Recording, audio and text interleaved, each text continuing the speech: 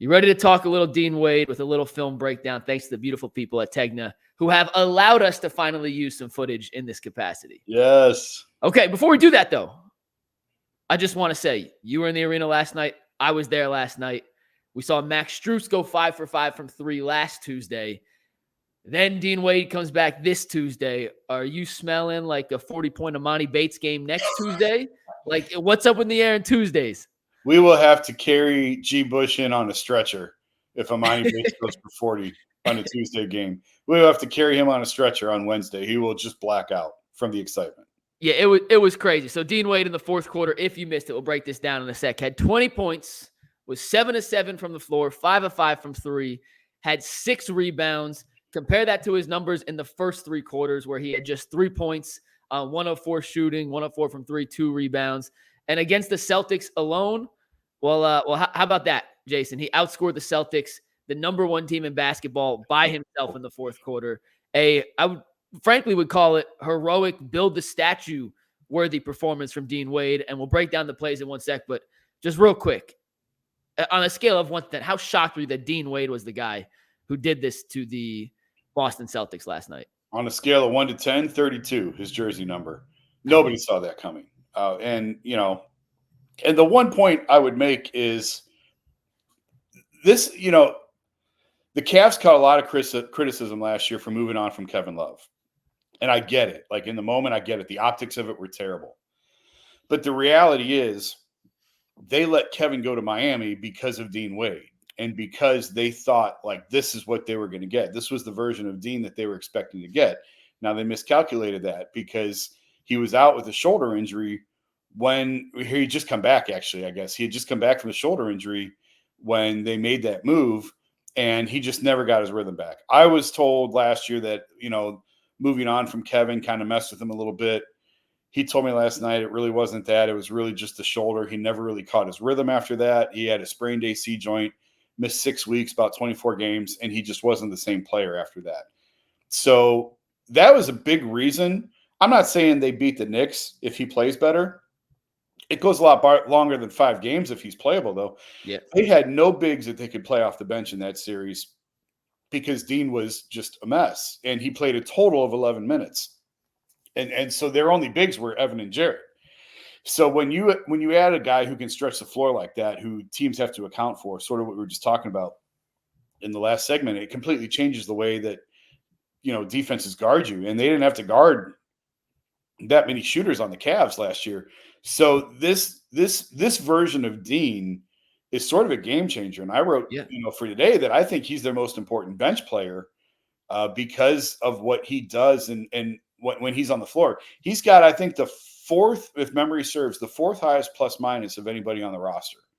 So obviously, I'm surprised it's not higher on the list, to be honest with you. He always seems to have a positive net rating. Yeah. And a guy who, even if the starters aren't playing well, the groups that he's a part of are the ones that kind of bring them back into the game, which may play into just the further evidence that they play best with a shooting 4 next to a non-shooting 5. Absolutely. I think Donovan, I know Donovan was number 1. I think Strus was 2.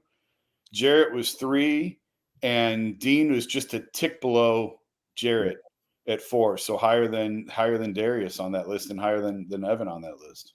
Crazy. Well, let's look at some plays. I got to click a few buttons here, so bear with me. This is a trial and error run here. But if we go to this, Jason, we go to this, and I play this, we should have video. All right. This is the first 3 Dean Wade hit yesterday in the fourth quarter, part of this kind of crazy fourth quarter he put on. And this one's nothing crazy. You got Luke Cornett guarding him. Little jab step. Once again, doing all the little things, the fundamentals. Gets the 7-footer to put his hand down, man down, 3 points. Nothing crazy on that one. Pretty basic NBA play. Let's go to the next one, though. There's a couple parts of this next one. It's a pick and roll dunk here from Wade. I want to point out 2 things here. A, the spacing on the court. If you look to the top of your screen, you'll see Drew Holiday guarding Sam Merrill. Now, that's important, and I'll get to that in one sec, but just keep in mind that is Sam Merrill on the top of your screen. Dean Wade setting a back pick and roll. The ball's not in his hands yet, but setting a screen for George Niang, who's being guarded by Jason Tatum. Now, we love George Niang. I'm telling you, if you guys could talk to anyone on the Cavs, there's no one you'd rather talk to than George Niang. He's the funniest dude in the locker room, the ultimate locker room guy. But with all due respect, he moves at the pace of a sloth. Like, his nickname's the minivan for a reason. So watch how long Dean holds this screen. I'll pause it once I get to the point. I'll let it play through, then I'll pause it on the second time. Watch how long he holds this screen to create a passing lane for Niang to find him on the pick and roll. Niang's going to come over here. A full second, drops it off for the dunk. Now, we're going to rewind this to the beginning. I got him spot shadowed here as it plays through, and I'll pause it as it comes through. He has enough time to roll with the opposite shoulder. You're taught in basketball to roll. The guy comes off your right shoulder, you roll, open up that shoulder. Well, Dean does a little reverse pivot, but it doesn't matter because the entire paint is wide open. Why? Because Sam Merrill's in the corner and Drew Holiday can't leave Sam Merrill. That leads to a wide open, easy pass, two-handed flush for Dean Wade. Once again, the spacing created by Sam Merrill allows that to be possible. Let's go to the next three here from Dean Wade. He made 5 in the fourth quarter. I'm just going to highlight 3 of them. This one, in a kind of crunch time situation, they're down by 9 points, 5 minutes left. And Darius Garland's going to drive baseline. Dean Wade, I'm going to spot shadow here in a sec, is kind of floating around the top. Right in this moment, Darius Garland has started a little Euro step move. He's not going up with the shot with Derek White, who's already has 3 blocks in this game, and Peyton Pritchard standing right in front of him. So he's looking to kick out. But if you can see in between the 2 spot shadows, there's Drew Holiday just standing there. Drew Holiday, one of the best defenders in all of basketball. It's these little slight movements that don't show up in a box score that you can't really teach. It's kind of an inherent instinct feel. Watch him just kind of, Darius doesn't have a lane. I'm going to take 2 shuffles to my right, create a passing lane, catch and fire with confidence. Watch. It's just 2 little shuffles. It's a minute thing that you don't pick up necessarily in the moment. Boom, catch and fire, rise. And I'll play this thing again. Once Darius gets kind of stuck under the basket, he's kind of in no man's land. There's not a great angle to pass. Dean creates the angle for him to get out of, catches with confidence, lets it rip. This is the 4th 3 from Dean Wade. Darius drives, kind of loses it. Jared Allen. Now, keep an eye on the shot clock. 5 seconds, right, Jason? Yep. At this point, you got to be confident. You got to let it fly. There's no hesitation.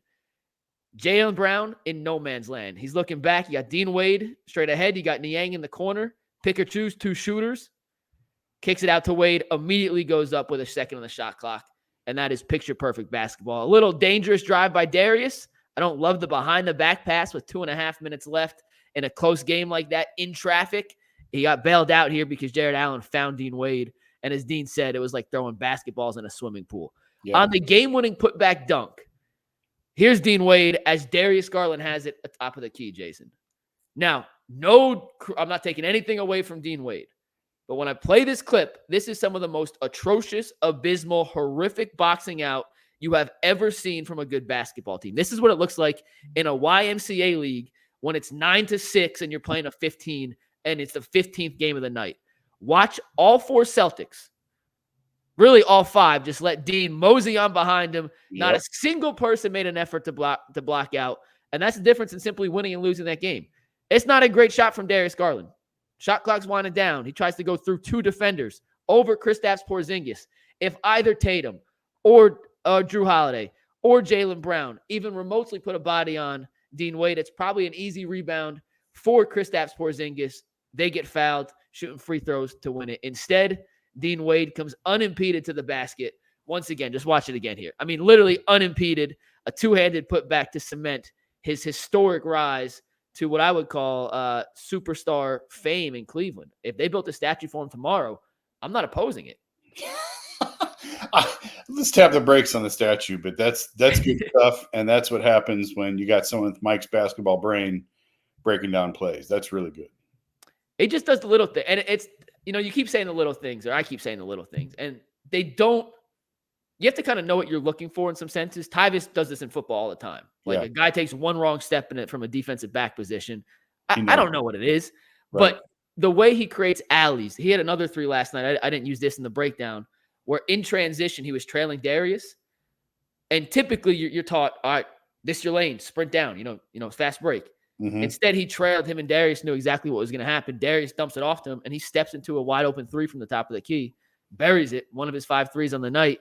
And at the end of the day, I mean, he made every play they needed to win. If he doesn't score 20 points in the fourth quarter, Cleveland doesn't win that game. And also, while he was on the court, and this is part of the reason I don't think Joe Mazzulla is that great of a coach yet, Jason, in the fourth quarter, Boston, their offensive execution was atrocious. Yeah. In the third quarter, they were destroying the Cavs every time they switched a high pick and roll. And it was like, all right, guys, JB, you better adjust because they're going to keep switching Tatum onto Niang or Merrill or putting Jaylen Brown in the post on DG or one of their smaller backcourt players. And all of a sudden, they just went iso ball play after play after play. And Dean Wade, give him credit. He was guarding Jason Tatum for a majority of that fourth quarter. So on top of scoring 20 points himself, he was their primary stopper on Boston's number one option. Boston's the most talented team in the East. To me, there's no question in my mind. They're the biggest, most athletic. I mean, they got wings galore. They're the most talented team. Their biggest question is their coach. Yeah. And if they don't make the finals, I think that's it for Joe Mazzulla. I'm a little surprised that Boston hasn't won yet with this group. But it's also a testament to how long it takes. This stuff takes time. Like, Jason Tatum and Jaylen Brown were putting this thing together and figuring this out when LeBron was still here 6 years ago. So it doesn't happen overnight, which is, I think, an important lesson to remember when you talk about Evan Mobley and Darius Garland, and they're still young and they're still figuring it out and they're still making mistakes along the way. It's just the timeline feels sped up because of the Donovan situation here.